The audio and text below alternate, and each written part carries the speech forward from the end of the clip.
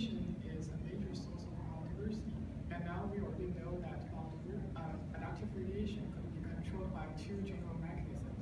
One is the population size of the ancestral species, and the other is the niche availability for the new emerged species. So previous study for adaptive radiation, I usually focus on the diversifying species without considering the effect from other species, from other evolutionary lineage. But adaptive radiation usually happens in the very complex ecological context.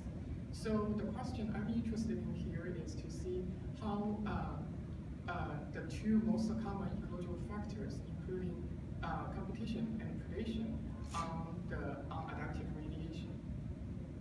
Competition is one of the most common ecological interactions in ecological communities. When you have two species, if they share the same resources, then there will be competition among them. Because competitors would reduce the population size of the diversifying species, and it will occupy the niche space, then competition usually will have a strong effect on adaptive radiation. Then predation will have a quite similar effect, since predators will also reduce the population size of the diversifying species and make those niches unavailable for the diversifying species.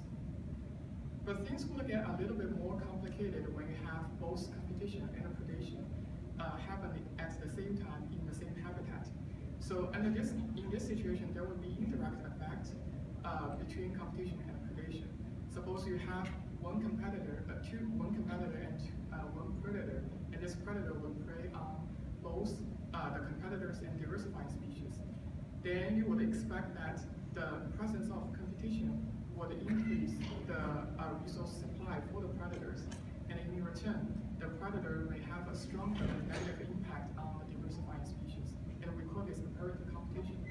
But if the predator had a stronger preference on the competing species, then in this case, the indirect effect actually could be positive. The presence of the predator would reduce the effect of competition on adaptive radiation. The general question I'm having here is, what would be the relative importance of competition and predation on adaptive radiation?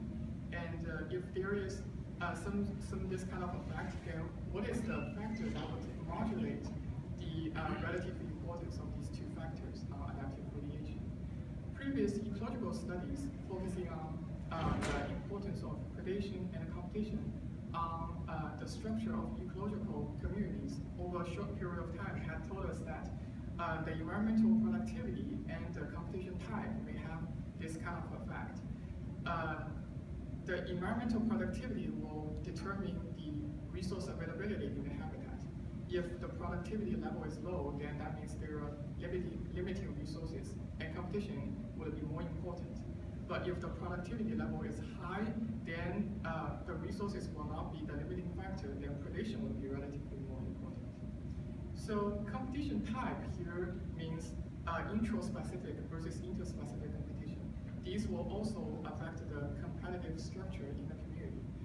So if the competition type is intraspecific, then we would expect that the competing species are more functionally similar, and the intensity of competition would be stronger.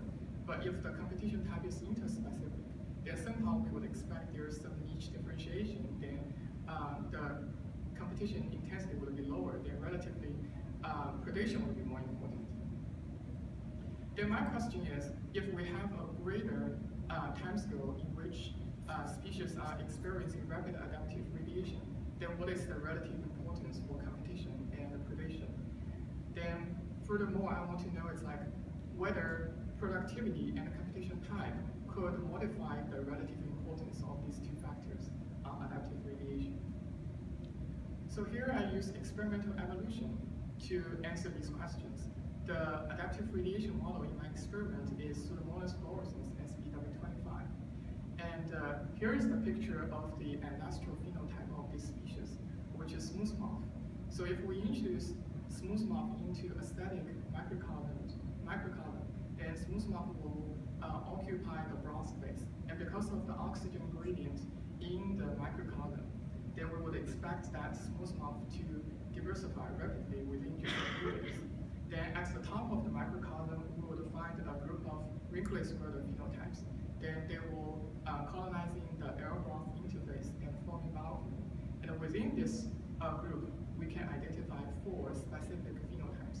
And at the bottom of the microcosm, we can find a phenotype called fuzzy spreaders. So in total, in my system, we can identify the maximum of 6 phenotypes.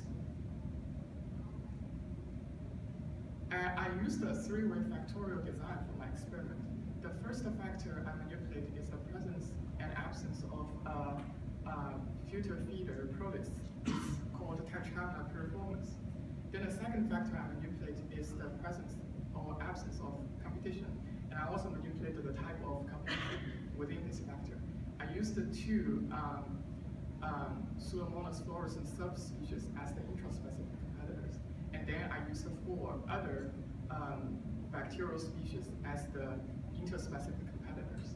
So in the experiment, I would allow Pseudomonas fluorescens to diversify alone or to make it diversify with the presence of one of the competing species.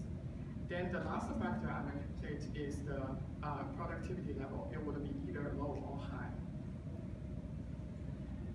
At the beginning of the experiment, I set up the microcosm. The microcosm are 60 milliliter glass test tubes, and each of them contains 10 milliliter broth media. Then at the beginning of the experiment, I introduce the bacteria into their designated microcosm and keep it incubated in an incubator at 28 degrees Celsius. And this incubation happened under the static condition. Then we have this experiment run for 10 days, which is long enough for all those Pseudomonas phenotypes to emerge and equilibrate.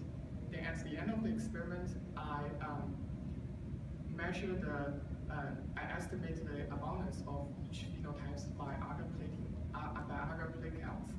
Then we use phenotypic richness as a measurement of the extent of adaptive radiation. To quantify the importance of competition and predation on adaptive radiation, I calculated the response size by comparing the phenotypic richness in the competition or predation treatment to that in the control treatment. Then I further quantify the strength of indirect effect. What I did is I first split the simple mean effect of competition and predation. Then I subtract these 2 effects from the phenotypic richness in the control treatment when there's no predator or when there's no predator or competitor. So this estimated phenotypic richness is calculated based on the assumption that if there's no indirect effect, then the effect of competition and predation will be simply additive. Then I measured the observed phenotypic richness in the microcosm where there's both competition and predation. And I compare the observed and estimated phenotypic richness. The difference would be considered as the strength of indirect effect. So here are my results. So in these 2 figures, I show the phenotypic richness of Pseudomonas fluorescens in all competition and predation treatment when there's high productivity versus low productivity. So the general finding is we find the competition and predation would have a negative effect on adaptive radiation. And the effect of competition varied among competitors, among different competitors. And we find that productivity would overall have a positive effect on adaptive radiation. So in this figure, I showed the effect size of predation, competition, and the indirect effect. So the general conclusion is we find competition and predation will have a negative effect on adaptive radiation, but the indirect effect among them are positive. So that actually means the presence of the predation reduces the effects of competition on adaptive radiation. Then I considered 2 productivity levels separately. What I find is overall productivity will increase the importance of predation and competition on adaptive radiation. And it will also make the indirect effect from non-significant to a significantly positive effect. But when we look at the relative importance of predation and competition, we find that competition is relatively more important when the productivity level is low. But when the productivity level is high, predation is more important. This is consistent with our original predation. But when we look at different competition type, we find that predation actually is more important for competition, while competition is more important when the competitors are interspecific competitors.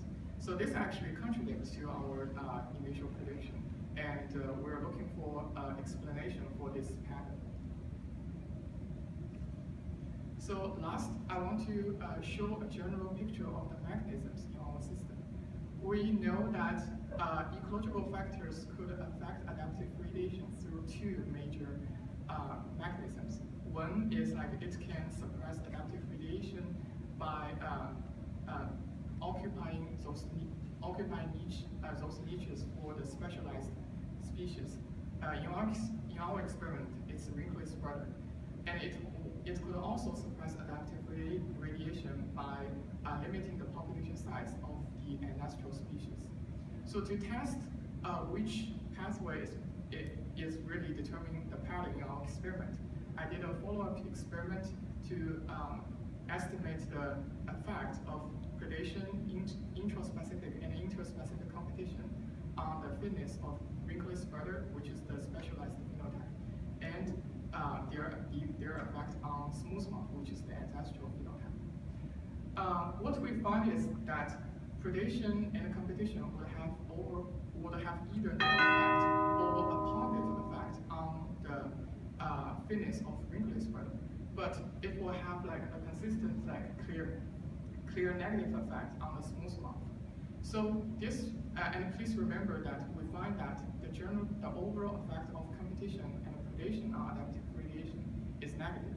So that means it's like this pathway that is the dominating mechanism. That means the ecological factor in our experiment, competition and predation, suppressed adaptive radiation, mainly through limiting the population size of smooth moth. And this could be confirmed by our finding in our main results, where we find that there is a positive correlation between the smooth moth population size and the phenotypic richness of the population.